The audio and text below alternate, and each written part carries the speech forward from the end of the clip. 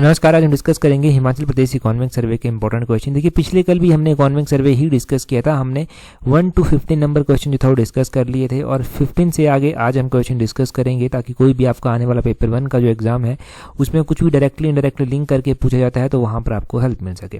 तो अभी हम क्वेश्चन नंबर 16 से जो है वो स्टार्ट करेंगे। क्वेश्चन नंबर 16 देखते हैं क्या बोलते हैं according to advance estimate the gross state domestic product at current prices for financial year 2023-2024 is estimated to be. तो बोलते हैं कि अग्रिम अनुमान के अनुसार वित्तीय वर्ष 2023-24 के लिए वर्तमान कीमतों पर सकल राज्य घरेलू उत्पाद जिसको स्टेट डोमेस्टिक प्रोडक्ट कहते हैं, ग्रॉस स्टेट डोमेस्टिक प्रोडक्ट इनके GSDP कहते हैं, कितना रहने का अनुमान है। तो देखो अगर हम बात करते हैं कि हिमाचल प्रदेश में जो ग्रॉस स्टेट डोमेस्टिक प्रोडक्ट रहने का अनुमान है फाइनेंशियल ईयर 2023-24 के लिए एज पर एडवांस एस्टिमेट वो है 2,07,430 करोड़। ऑप्शन सी जो है वो सही आंसर हो जाएगा। 2,07,430 करोड़ जो है वो है, ये रहने का अनुमान जो है वो बताया गया है।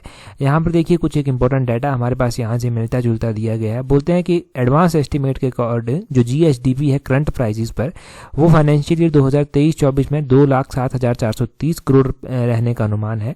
अगर इसको हम 2022-23 के साथ कंपेयर करते हैं तो 2022-23 में ये था 1,91,728 करोड़ और इसमें ग्रोथ रेट अगर हम देखेंगे तो ग्रोथ रेट इसमें 8.2% जो है वो देखी गई। 8.2% ग्रोथ रेट जो है वो देखी गई फाइनेंशियल ईयर 2023-24 में।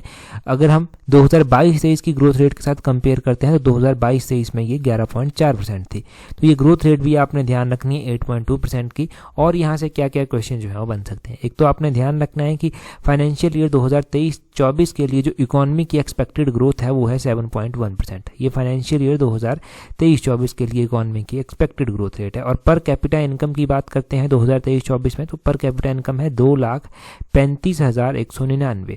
ये क्वेश्चन हमने डिस्कस भी किया है और एग्जाम में भी पर कैपिटा इनकम का क्वेश्चन जो है वो पूछा जा चुका है। अभी तक जो क्वेश्चन नहीं पूछा गया है वो स्टेट ग्रॉस डोमेस्टिक प्रोडक्ट का एस्टिमेट नहीं पूछा गया है, तो वो पूछा जा सकता है 2,07,430 करोड़।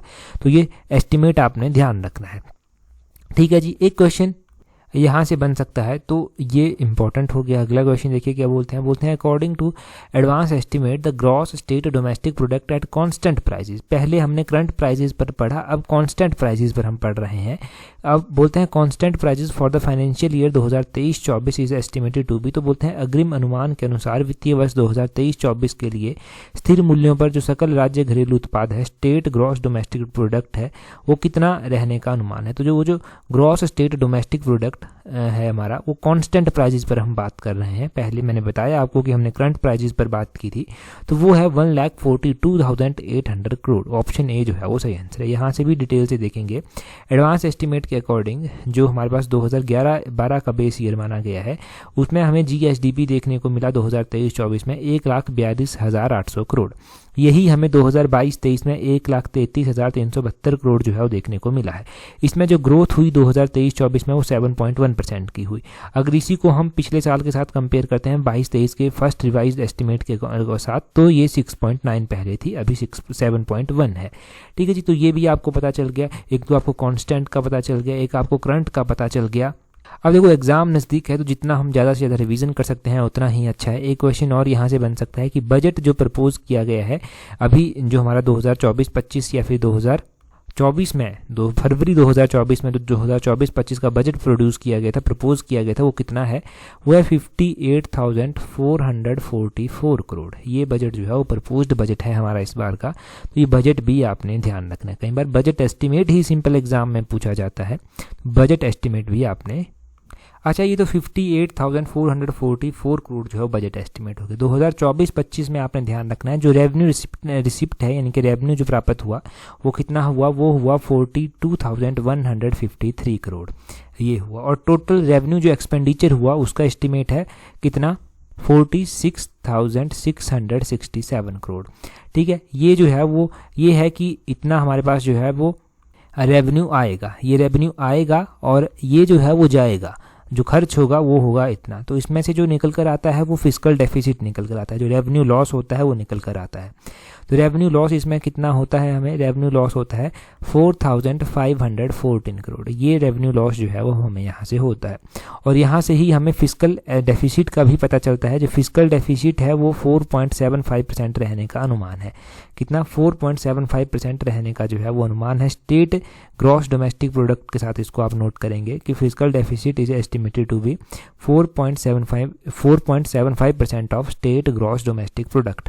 और ये फिस्कल डेफिसिट का क्वेश्चन 4.75% का पूछ लिया जा चुका है, परंतु इसमें ये क्वेश्चन पूछा जा सकता है कि फिस्कल डेफिसिट इन करोड़ में कितनी है, तो इन करोड़ में है 10,784 करोड़। ये है फिस्कल डेफिसिट जो कि 4.75% बनती है।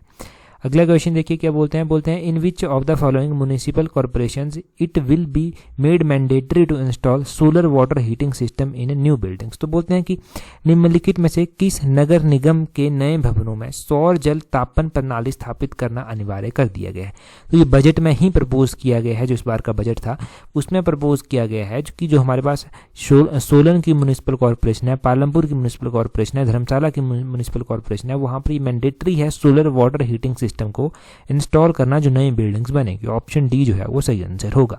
अब यहाँ पर भी देखिए, यहाँ पर कहा गया है कि सोलन, पालमपुर, धर्मशाला म्युनिसिपल कॉर्पोरेशन में ये मैंडेटरी किया गया है कि सोलर वाटर हीटिंग सिस्टम जो है वो कंपलसरी कर दिया गया है डोमेस्टिक कंज्यूमर्स को। जो मतलब हमारे घर बनते हैं उनमें जो है वो सोलर वाटर हीटिंग सिस्टम होना ज़रूरी है। और जो छत पर जो है वो लगते हैं सोलर पैनल्स, वो लगाना ज़रूरी हो गए हैं अब जो सोलर प्लांट्स हैं, क्योंकि एनओसी तभी मिलेगा इसका अगर ये इन चीज़ें जो है वो कंपलसरी होंगी, ये चीज़ें लगी होंगी। दूसरी ओर ये भी बात की गई है कि installation of roof top solar plants, जो कि गवर्नमेंट बिल्डिंग्स बनेंगी, कोई भी गवर्नमेंट बिल्डिंग्स बनती है तो उनके रूफ के ऊपर जो है वो सोलर प्लांट्स जो है, रूफ टॉप सोलर प्लांट्स जो है वो भी मैंडेटरी अब किए गए हैं। तो ये बड़ा इंपॉर्टेंट क्वेश्चन है। परंतु यहाँ से भी एक और क्वेश्चन बनेगा कि हिमाचल प्रदेश में म्युनिसिपल कॉर्पोरेशन कितनी है। हिमाचल प्रदेश में टोटल म्युनिसिपल कॉर्पोरेशन 5 आती हैं। ये 5 म्युनिसिपल कॉर्पोरेशन कौन कौन सी, एक तो हो गया सोलन, एक हो गया पालमपुर, एक हो गया धर्मशाला, इसके अलावा 2 कौन सी बच जाती हैं, तो इसके अलावा एक शिमला बच जाती है और शिमला के अलावा एक मंडी बच जाती है। तो कौन कौन सी हो गई हमारे पास, शिमला हो गया, धर्मशाला हो गया, धर्मशाला के अलावा मंडी हो गया, मंडी के अलावा पालमपुर हो गया, पालमपुर के अलावा सोलन हो गया। तो ये 5 टोटल म्युनिसिपल कॉर्पोरेशन जो है वो हमारे पास यहाँ पर आती हैं हिमाचल प्रदेश में। म्युनिसिपल कॉर्पोरेशन की संख्या पूछी जाए एग्जाम में तो वो भी गलत नहीं होने चाहिए। अगला क्वेश्चन देखते हैं हमारे पास क्या पूछा गया है। नेक्स्ट क्वेश्चन में यहाँ पर बोला गया है इन हिमाचल प्रदेश हाउ मैनी कस्तूरबा गांधी बालिका विद्यालय। तो बोलते हैं कि हिमाचल प्रदेश में कितने कस्तूरबा गांधी बालिका विद्यालय जो है वो स्थित है। ये बात की जा रही है 2023-24 के इकोनॉमिक सर्वे के अकॉर्डिंग। तो 2023-24 के इकोनॉमिक सर्वे के अकॉर्डिंग जो हिमाचल प्रदेश में कस्तूरबा गांधी बालिका विद्यालय हैं उनकी संख्या है 14। ऑप्शन सी जो है वो सही आंसर हो जाएगा।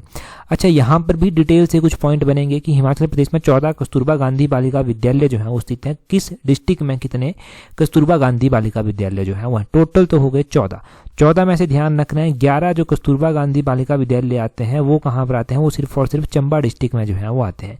11 तो अकेले चंबा डिस्ट्रिक्ट में जो है वो आते हैं। 11 के अलावा जो बच जाते हैं उसमें से एक तो आता है डिस्ट्रिक्ट शिमला में, एक कहाँ पर आता है डिस्ट्रिक्ट शिमला में जो है वो कस्तूरबा गांधी बालिका विद्यालय आता है। और एक के अलावा जो 2 बच जाते हैं, फिर 2 कहाँ पर आते हैं, 2 आते हैं डिस्ट्रिक्ट सिरमौर में। डिस्ट्रिक्ट सिरमौर में जो है 2 कस्तूरबा गांधी बालिका विद्यालय जो है वो आते हैं। तो टोटल 14 कस्तूरबा गांधी बालिका विद्यालय हैं। करंटली हम बात करें तो 830 लड़कियां ऐसी हैं जो कि इन कस्तूरबा गांधी बालिका विद्यालय में रह रही हैं, पढ़ाई कर रही हैं। और इनके साथ क्या है ना, इनके साथ हॉस्टल की फैसिलिटी जो है वो दी गई है। और ये जो हॉस्टल बनाए गए हैं ना लड़कियों के लिए, ये बनाए गए हैं गवर्नमेंट सीनियर सेकेंडरी स्कूल्स के साथ, ताकि बच्चे पढ़ भी सकें, यहाँ पर रह भी सकें। और लड़कियां जो कि ST, SC, ST, OBC, IRDP से बिलोंग करती हैं वो जो है वो यहाँ पर रहते हैं। और आपने ध्यान रखना है कि कस्तूरबा गांधी बालिका विद्यालय जो है वो हिमाचल प्रदेश के मोस्टली जो है वो शेड्यूल कास्ट, शेड्यूल ट्राइब और बैकवर्ड क्लासेस के लिए जो है वो है। मतलब यहाँ पर जो लड़कियाँ रहती हैं ना वो मोस्टली जो है वो शेड्यूल कास्ट, शेड्यूल ट्राइब और बैकवर्ड क्लासेस जो है से जो है वो संबंध रखती हैं। तो ये हो गया कस्तूरबा गांधी बालिका विद्यालय के बारे में।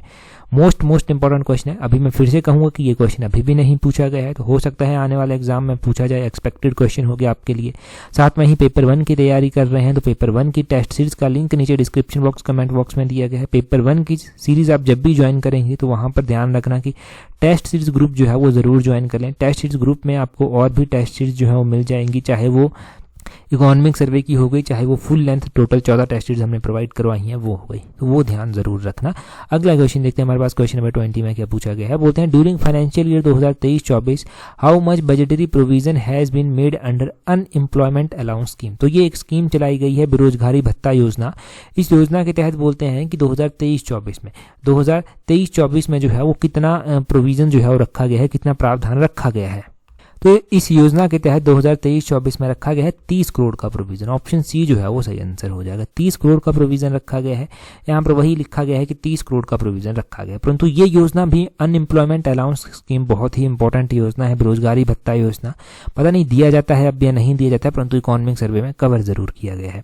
अब देखो कहा गया है कि इसमें जो एलिजिबल अनएम्प्लॉयमेंट यूथ हैं, जो बेरोजगार युवा हैं, उनको 1000 रुपया पर मंथ जो है वो मिलेगा। 1000 रुपया पर मंथ जो है वो उनको देने की बात कही गई है। और साथ में कहा गया है कि जो 50% या उससे ज़्यादा फिजिकली कोई चैलेंज्ड है उसको 1500 रुपया जो है वो यहाँ पर दिया जाएगा इस अलाउंस, इस योजना के तहत। और मैक्सिमम कितने टाइम तक ये दिया जाएगा, तो ऐसा तो नहीं होगा कि कभी भी कि मैक्सिमम सारी उम्र तक ही देते रहेंगे, नहीं। मैक्सिमम ये पीरियड इसका जो देने का रखा गया है वो 2 ईयर्स का रखा गया है। 2 साल का पीरियड जो है वो रखा गया है कि 2 साल तक जो है वो दिया जाएगा।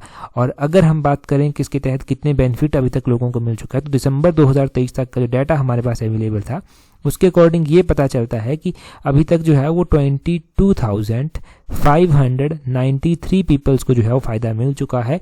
और इसमें जो अभी तक अमाउंट इसमें खर्च किया जा चुका है वो 19.34 करोड़ जो है डिस्पर्स किया जा चुका है। कितना? 19.34 करोड़ जो है डिस्पर्स किया जा चुका है। और प्रोविज़न है 30 करोड़ का यहाँ पर रखा गया। युवाओं को जो लाभ मिला है वो 22,593 है। 1000 रुपया मिलता है नॉर्मल, और 50% उससे ज़्यादा कोई फिजिकली चैलेंज है तो उसको 1500 रुपया 2 साल तक जो है ये मिलता रहेगा। नेक्स्ट क्वेश्चन देखते हैं हमारे पास क्या बोला गया है। नेक्स्ट क्वेश्चन में बोलते हैं how much amount is proposed in Himachal Pradesh budget 2024-25 for health sector and जल शक्ति विभाग रिस्पेक्टिवली। तो बोलते हैं कि हिमाचल प्रदेश में 2024-25 में स्वास्थ्य क्षेत्र और जल शक्ति विभाग के लिए क्रमशः कितनी राशि जो है वो प्रस्तावित की गई है, कि कितना अमाउंट जो है वो इसके लिए रखा गया है। तो बजट की बात की गई है कि कितना अमाउंट एलोकेट किया गया है। तो जल शक्ति विभाग की बात की गई है और हेल्थ सेक्टर की बात की गई है। पहले आपने हेल्थ सेक्टर का बताना है, फिर जल शक्ति का बताना है। तो इसमें जो आपका हेल्थ सेक्टर सबसे पहले आता है उसके लिए 3,415 करोड़, और जो जल शक्ति विभाग आता है उसके लिए 3,365 करोड़ का प्रोविजन रखा गया है। यहाँ पर देखिए जो हेल्थ सेक्टर है उसमें 3,415 करोड़ जो हेल्थ सेक्टर हो गया उसके लिए ये है, और जो जल शक्ति विभाग हो गया उसका 3,365 करोड़ ये प्रपोज्ड अमाउंट है कि इतना रखा गया है। हमने टोटल बजट का प्रोविजन तो जान लिया, 58,444 करोड़ जो है वो टोटल बजट का प्रोविजन है। परंतु फिर भी सरकार क्या करती है, अलग अलग सेक्टर्स को जो है वो अलग अलग अमाउंट जो है वो एलोकेट किया जाता है। मैं एक बार फिर से बताता हूँ यहाँ पर, जैसे कि एग्रीकल्चर सेक्टर हो गया, एग्रीकल्चर सेक्टर को 582 करोड़ रुपया जो है वो एलोकेट किया गया है। जो हॉर्टिकल्चर सेक्टर हो गया, हॉर्टिकल्चर सेक्टर को जो है वो कितना 531 करोड़ रुपया जो है वो एलोकेट किया गया है।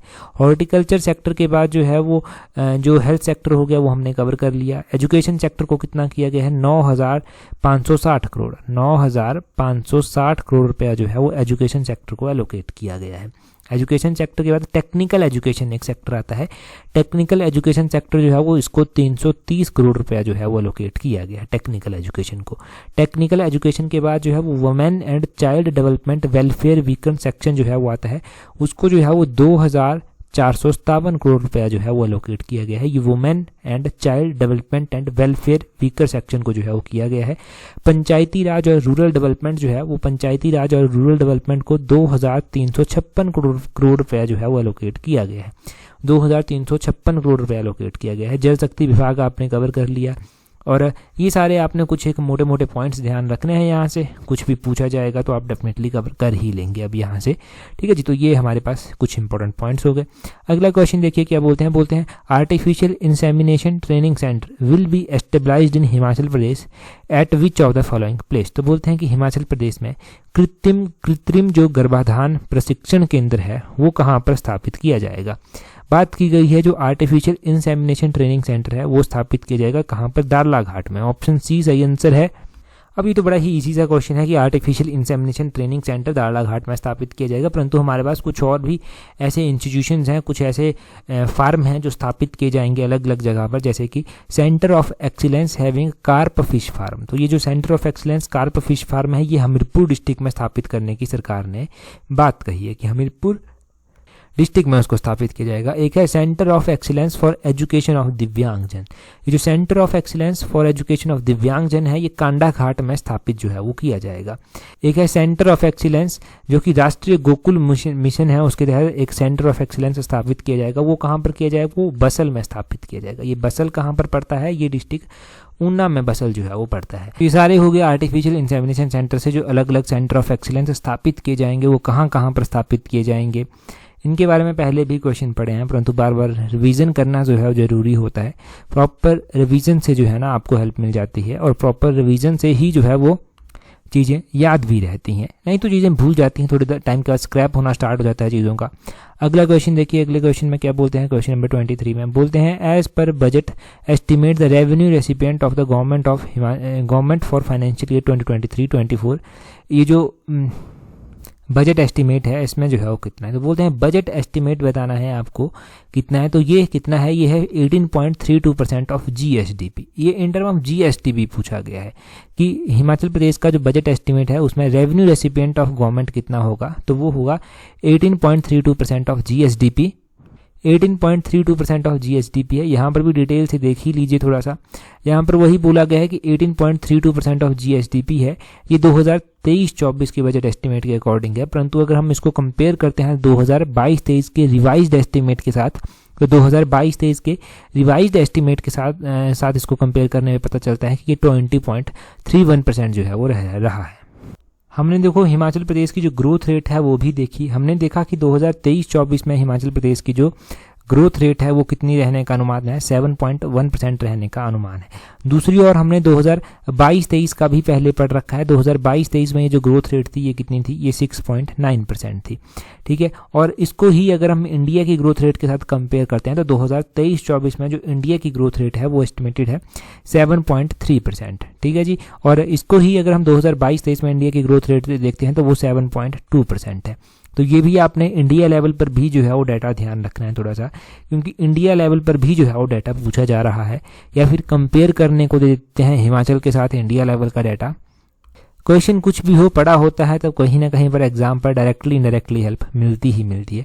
क्योंकि अभी तो पीजीटी की आपने कट ऑफ देखी होगी हिंदी और फिजिक्स की, तो कट ऑफ बहुत ज़्यादा नहीं गई क्योंकि बच्चे पेपर 1 को क्वालिफाई नहीं कर पाए। क्यों नहीं कर पाए? क्योंकि क्वालिफाई करना है बस ये सोच के बड़ा ही लाइटली जो है वो पेपर 1 को ले लिया जाता है, और उसको बड़ा लाइटली जब ले लिया जाता है एग्जामिनर पेपर 1 को जानबूझकर टफ सेट कर देता है कई बार, और जब टफ पेपर सेट किया जाता है ना तो क्वालिफाई करना भी मुश्किल हो जाता है।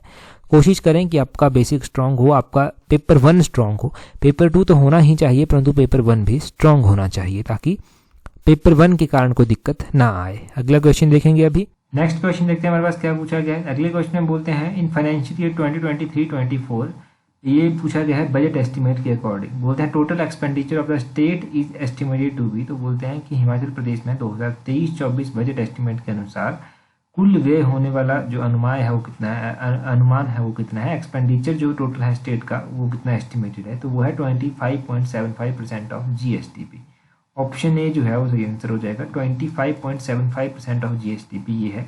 अगर हम बात करते हैं फाइनेंशियल ईयर 2023-24 की, तो फाइनेंशियल ईयर 2023-24 में टोटल एक्सपेंडिचर जो स्टेट का है वो है 25.75% ऑफ GSDP, और रेवेन्यू एक्सपेंडिचर जो है वो है 20.59%, और जो कैपिटल एक्सपेंडिचर है वो है 2.51% ऑफ GSDP।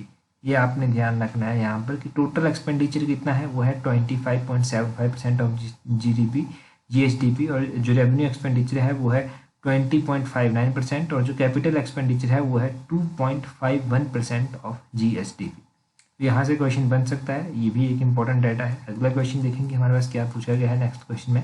नेक्स्ट क्वेश्चन में पूछा गया है during financial year 2023-24 budget estimate it is estimated that how much percentage of total budget spending on revenue expenditure. तो बोलते हैं कि वित्त वर्ष 2023-24 के दौरान यह अनुमान लगाया गया है कि कुल बजट व्यय का कितना प्रतिशत जो है वो राजस्व व्यय पर होगा। तो तो कुल बजट का जो है वो कितना परसेंट जो है वो रेवेन्यू एक्सपेंडिचर होगा, वो होगा 79.95%। ऑप्शन ए जो है वो सही आंसर हो जाएगा, 79.95% ये है। अगर हम थोड़ा सा डिटेल से देखेंगे तो हमें पता चलता है कि गवर्नमेंट ने जो है वो ये कहा है कि जो 2023-24 बजट एस्टिमेट के अनुसार 79.95% ऑफ टोटल बजट एस्टिमेट जो है वो रेवेन्यू एक्सपेंडिचर के ऊपर स्पेंड किया जाएगा।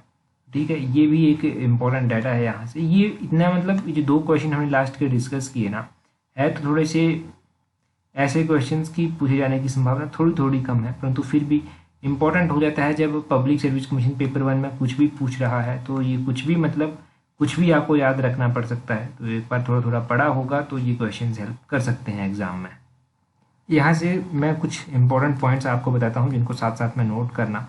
एक क्वेश्चन पूछा जाता है कि average size of land holding Himachal में क्या है। तो average size of land holding है हिमाचल प्रदेश में 0.95, ये आपने ध्यान रखना है। ये हेक्टेयर में दिया गया है, 0.95 हेक्टेयर जो है ये एवरेज साइज ऑफ होल्डिंग है। और एरिया ऑपरेटेड कितना है, कितना एरिया जो है वो ऑपरेट किया जाता है लैंड होल्डिंग के टर्म में पूछा गया है। तो 9.44 लाख हेक्टेयर एरिया जो है वो ऑपरेट किया जाता है, लाख हेक्टेयर एरिया ऑपरेटेड है। नंबर ऑफ होल्डिंग पूछा गया है कि नंबर ऑफ होल्डिंग्स कितनी है, तो नंबर ऑफ होल्डिंग्स है 9.97 लाख। ठीक है जी, ये आपने ध्यान रखना है, नंबर ऑफ होल्डिंग है ये। और एक है एरिया, और एरिया ऑपरेटेड लाख हेक्टेयर में 9.44 लाख हेक्टेयर, और नंबर ऑफ होल्डिंग है 9.97 लाख। हिमाचल में ना किसानों को अलग अलग क्लासेस में डिवाइड किया गया है। कौन कौन सी क्लासेस हो गई किसानों की, जैसे कि एक मार्जिनल किसान होते हैं, एक होते हैं स्मॉल किसान, एक होते हैं सेमी मीडियम, एक होते हैं मीडियम, और एक होते हैं लार्ज। देखो ये जो मार्जिनल किसान होते हैं ये वो होते हैं जिनके पास बिलो 1 हेक्टेयर जो है वो भूमि है। जो स्मॉल किसान होते हैं उनके पास 1 to 2 हेक्टेयर भूमि जो है वो होती है, उनको स्मॉल किसान कहते हैं। जो सेमी मीडियम फार्मर्स आते हैं, सेमी मीडियम क्लास जो आती है वो किसको कहते हैं, जिनके पास 2 से 4 हेक्टेयर के बीच में भूमि होती है, वो सेमी मीडियम आते हैं। और मीडियम कौन से आते हैं, मीडियम वो आते हैं जिनके पास 4 से 10 हेक्टेयर के बीच में भूमि जो है वो होती है, तो वो इसमें आते हैं, वो मीडियम में आते हैं। लार्ज किसान उनको कहते हैं जिनके पास 10 हेक्टेयर से ज़्यादा भूमि जो है वो होती है। 10 हेक्टेयर से ज़्यादा भूमि वाले किसानों को लार्ज क्लास में जो है वो रखा गया है। तो ये हमने अलग अलग डाटा यहाँ से जाना। डाटा मैंने इसलिए बताया क्योंकि ये डाटा ऐसा है ना कि 0.95 हेक्टेयर वाला तो पूछा गया है एवरेज। इसके अलावा जो मैंने नंबर ऑफ होल्डिंग बताया आपको 9.97 लाख, वो ध्यान रखना है। एरिया ऑपरेटेड आपने ध्यान रखना है कितना है, क्योंकि ये डाटा पूछा जा सकता है। अगला क्वेश्चन देखिए, बिल्कुल ही आसान क्वेश्चन है। बोलते हैं tourism constitutes about what percentage of Himachal GDP। तो बोलते हैं कि हिमाचल में जो सकल घरेलू उत्पाद है उसमें पर्यटन का कितना योगदान जो है वो रहता है। पिछले कल ही हमने सबसे पहला क्वेश्चन ये डिस्कस किया था कि हिमाचल में टूरिज्म का कितना कंट्रीब्यूशन रहता है। अभी आप कमेंट करके जो है वो बताएंगे टूरिज्म का कंट्रीब्यूशन कितना रहता है। ये तो हो गया GDP में टूरिज्म का कंट्रीब्यूशन, परंतु एम्प्लॉयमेंट में भी हिमाचल में कितना कॉन्ट्रीब्यूट टूरिज्म करता है, टूरिज्म सेक्टर करता है, वो भी आप कमेंट करके जो है जल्दी से बताइए। एम्प्लॉयमेंट में कितना करता है, GDP में कितना करता है, दोनों ही इंपॉर्टेंट है। और टेलीग्राम पर अगर आपने हमें अभी तक ज्वाइन नहीं किया तो अपने टेलीग्राम से सर्च करना @allexam31, आपको हमारा टेलीग्राम चैनल जो है वो मिल जाएगा। टेलीग्राम पर ही आपको हमारा व्हाट्सएप का लिंक भी मिल जाएगा, व्हाट्सएप ग्रुप का लिंक, व्हाट्सएप पर भी जरूर ज्वाइन कर लेना। इस वीडियो में इतना ही है। That's all for today. Thank you very much for watching and listening it very patiently.